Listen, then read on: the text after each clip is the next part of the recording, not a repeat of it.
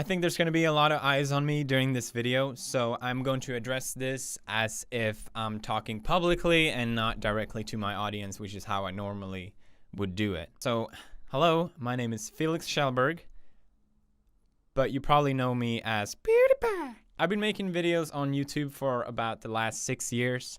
It's been a hobby that I've been fortunate enough to have as my job for most of that time. I've been extremely lucky and way more successful than I could ever possibly have dreamt about. And as I'm sure a lot of you are aware, I make a substantial living from doing YouTube videos. And the reason why you know this is because that's all the media has ever acknowledged before. Besides from now.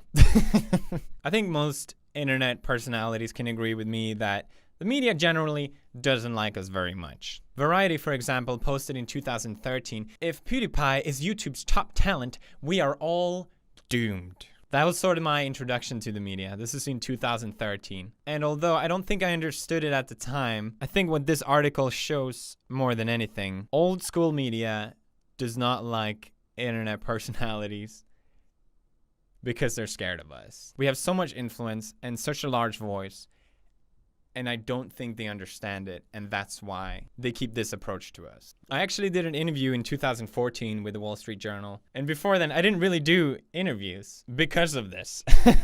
But I thought, hey, Wall Street Journal, that's a well-respected news outlet. That would be a great way for people to finally hear about my story.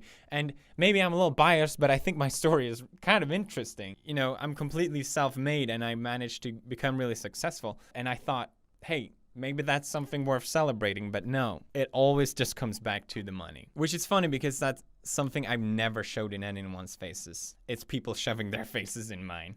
I never flaunted with any of it because I have generally very little interest of it. And there you go. That's the title. Wall Street Journal, YouTube's biggest draw, plays games, earns $4 million a year. Money is really all I've ever been acknowledged for. And I'm not saying this to put me on a pedestal. I'm just saying this to show an example.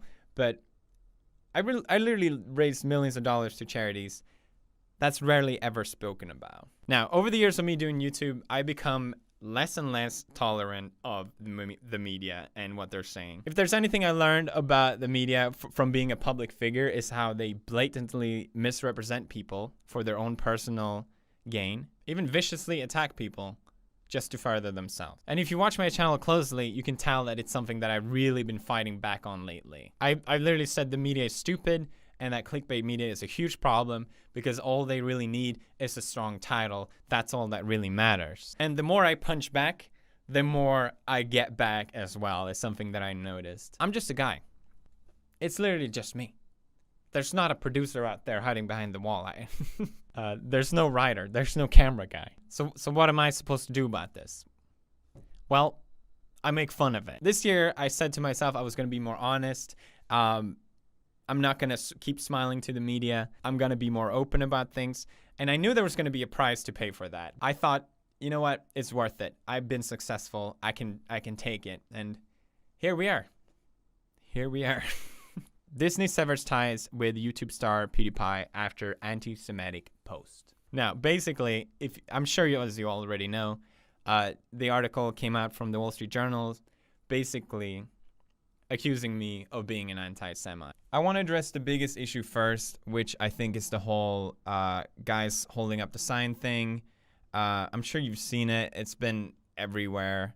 A lot of people loved the video, and a lot of people didn't. And it's almost like 2 generations of people arguing whether this is okay or not. But regardless of that, I just wanted to reiterate that my intention was just to show how stupid the website is and how far you can push it by paying $5. I'm sorry for the words that I used, as I know they offended people, and I admit that the joke itself went too far.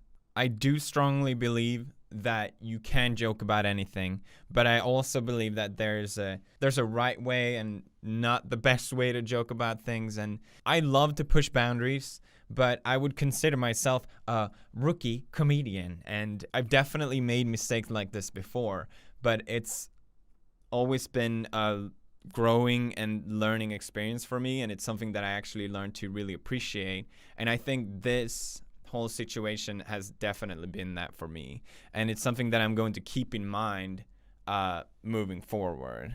So Wall Street Journal, a well-known, respected news outlet, posted that I, during the past 6 months, have made 9 videos that have anti-Semitic messaging in it. I heard about this before the story came out, and I thought, this is absurd. What? Wait, sorry, was that Wall Street Journal or The Sun? I didn't quite get that. How is this news? This is insane. So basically, they went to the biggest brands that I work with, Disney and YouTube, and they pushed them to the corner and said, hey, what do you think about this? Hate? Look at this. This is bad. Obviously cornering them, forcing them to sever their ties with me. I fully understand that. And I don't want people to think that, oh, I can joke about whatever I want. It doesn't have to affect me. I'm PewDiePie. I understand that these things have consequences. This video is not me trying to justify that. Here's the thing though. They don't call it jokes. They call it posts. I made a point that the media takes what I say out of context. They take that and put it out of context to use against me and to portray me as a Nazi. They used another video where I joke that the YouTube Heroes program is seen basically like a Nazi scheme, where I look at a Hitler speech, and they use that as proof that I'm a Nazi or anti-Semite. I'm not kidding. They used even me pointing my arm like this. Technically, they can use this as evidence as well, because that's what they did. I'm not joking. The Wall Street Journal did this. It's the most absurd thing I have ever heard. Like, maybe The Sun. Maybe The Sun. I can understand. There is more. They took another video where I explain how the media is taking everything I say and do out of context and how damaging that is. And then they took the last part of that, which was a joke where I dressed up in a soldier outfit and again looking at Hitler's speech. They took that part. They ignored the whole part about me talking about context, and they took that part and put it out of context. They took parts where in my game other people created swastikas, and my title of that video is "Stop doing this." Stop doing this. That's basically what I said. Stop making swastikas in my game. They took that as evidence against me. This whole thing is not a post. It was an attack towards me.